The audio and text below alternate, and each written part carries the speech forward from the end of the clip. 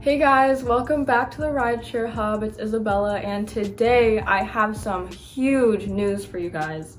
If you haven't heard about this already, Uber's files were leaked and they were exposed for breaking laws, duping the police, and secretly lobbying government. So yeah, they were trying to lobby politicians, and a lot of this has to do with how they grew to be such a huge company. So before we get started, if you haven't heard of Solo, it's this awesome app for gig workers where it has these incredible features that are meant to really help you out. Like they have a pay guarantee program, so they give you an estimate of your pay, and if you don't meet that estimate, they will pay you the difference. They also track your mileage, they can help with taxes, tax deductions, and they just have so many awesome features. So we have a link in the description. If you use that link to sign up and link your gig account to it, you can get $15 just sent to you for free.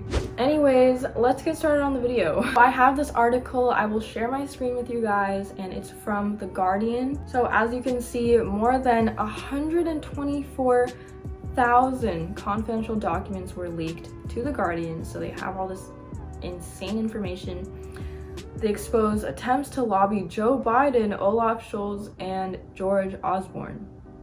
So Emmanuel Macron secretly aided Uber in France, and just a lot of crazy stuff. So let's just get into this article. So you can see here, they reveal the inside story of how the tech giant Uber flouted laws, duped police, exploited violence against drivers, and secretly lobbied governments during its aggressive global expansion. The leaks that were exposed are from a 5-year period between 2013 and 2017. So this was when Uber was run by the co-founder, Travis Kalanick. So they actually tried to force their service into cities around the world, even if it meant breaking laws and taxi regulations.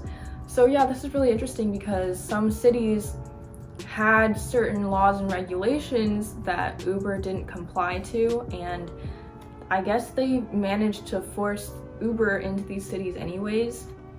So this is how they really started to monopolize the company. Yeah, this photo is from taxi drivers protesting against Uber. Uber and Lyft really took down the whole taxi industry, and it's just not the same as it used to be, so they were having huge conflicts with that. Wow, so there were leaked messages that suggest Uber executives were at the same time under no illusions about the company's law breaking. One of the executives joked they had become pirates and that they're just illegal. And then on Monday, Mark McGann, which is Uber's former chief lobbyist for Europe, the Middle East, and Africa, came forward and identified himself as a source of the leaked data. Morally, he felt he had no choice in the matter. This is really good. I think in any situation, there's always gonna be a good person who actually has morals, who's gonna, try to help everyone else. And I think it's really great that all of this information has come to light, because now we know all this secret information about Uber and how they got started and how unethical of a company they are. So yeah, as I was saying earlier, the files were from 2013 to 2017, and there's more than 83,000 emails, messages, and just communication between Kalanick, the co-founder, and the top team executives. This part is absolutely crazy to me, and it's that Kalanick dismissed concerns from other executives that sending Ubers to a protest in France put them at risk for violence, and he said, "It's worth it. Violence guarantees success." That is some really messed up thinking. I think violence is never the answer. The fact that he said it guarantees success is just completely wrong.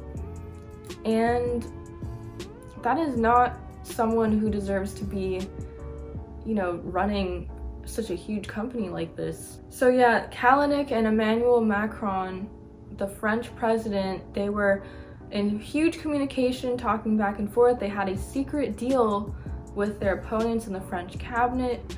Privately, the Uber executives expressed barely disguised disdain for other elected officials who were less receptive to the company's business model. And then, he was talking to the German Chancellor, Olaf Scholz, who was the mayor of Hamburg.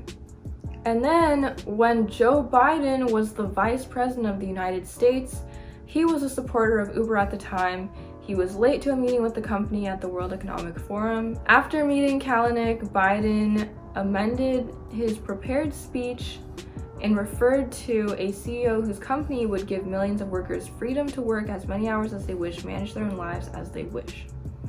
So yeah, Joe Biden was a supporter of Uber, but from what it looks like, he didn't really understand all of these other things that were going on in the background. So The Guardian actually led a global investigation into the leaked Uber files, sharing the data with media organizations around the world via the International Consortium of Investigative Journalists. So there were more than 180 journalists with 40 media outlets that published a series of investigative reports about Uber. Uber is a $43 billion company. I didn't know that. I didn't realize it was that much. That's actually really insane. Wow, they make approximately 19 million journeys a day. So like, that's how many Uber trips happen every single day. That's insane. So yeah, then the article goes on to talk about how Uber undercut the established taxi and cab markets.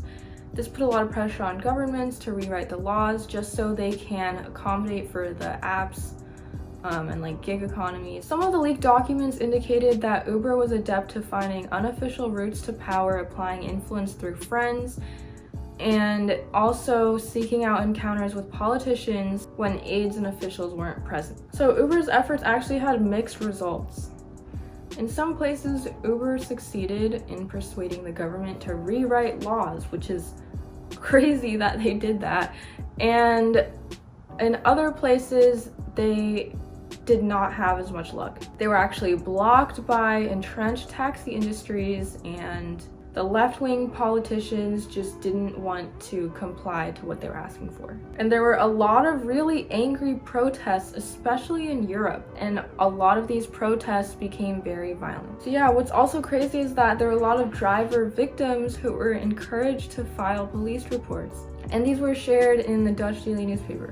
Alright, so then there was the kill switch. So Uber drivers were always a huge target of assaults and sometimes murders by furious taxi drivers. This is how big of an impact it made on taxi drivers. Like, they were just so upset with all of this that they turned violent. So then one of the senior executives actually wrote in an email that was leaked saying, "We are not legal in many countries. We should avoid making antagonistic statements," commenting on the tactics the company was prepared to deploy to avoid enforcement. That's when someone else said, "We have officially become pirates." Yeah, even Uber's spokesperson said that their kill switch software should have never been used to thwart legitimate regulatory action, and it stopped using the system in 2017. Now, what's crazy is that politicians are also faced with questions about whether they took direction from the Uber executives. This is a pretty crazy story, and I think there's just so many problems with how unethical Uber and the co-founders seem to have been, and that's why they're such a huge company today. Like, they were really trying to like get to these politicians to let these apps, or to let Uber, you know, become a super prevalent thing in all these different cities. Let me know what you guys think in the comments down below. I love to hear your guys' opinion. Also, if you like this video, be sure to give it a thumbs up and subscribe to our channel for more videos. Anyways, guys, I'll see you in the next one. Bye.